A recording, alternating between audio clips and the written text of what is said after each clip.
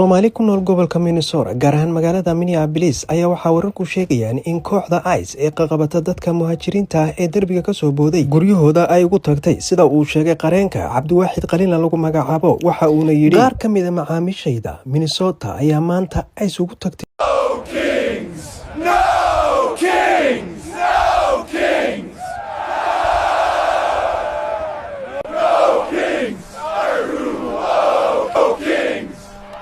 Despite a positive-sounding name, the Ensuring Workers Get Paid Act will do the opposite. It ensures that employers who steal wages get a do-over with no real consequences. It ensures workers get the bare minimum of what they are already owed. It ensures the federal government steps back from actively holding bad actors accountable. Under this bill, if an employer self-audits and admits to minimum wage or overtime violations, they can quietly pay back their workers while avoiding liquidated damages or serious penalties.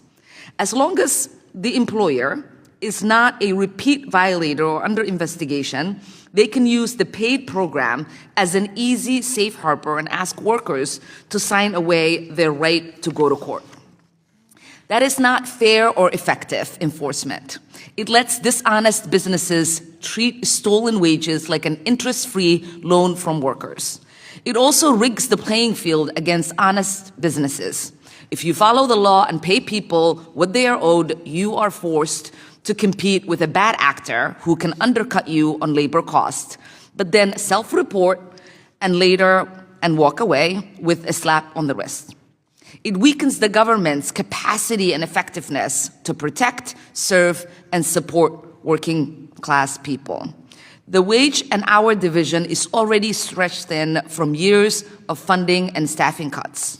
This bill pushes DOL to spend scarce resources processing special deals for employers who choose to come forward instead of pursuing strategic, proactive investigations in the industries where violations are rampant.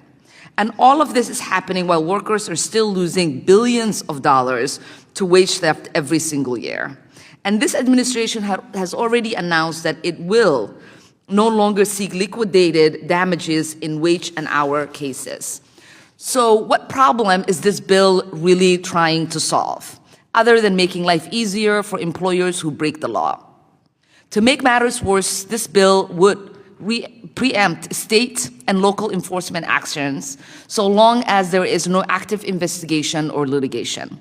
That means states like Minnesota, which have stronger labor laws and more active enforcement agencies, could be undermined if a dishonest employer can simply run to the federal government, cut a quiet deal, and pressure workers to take that deal.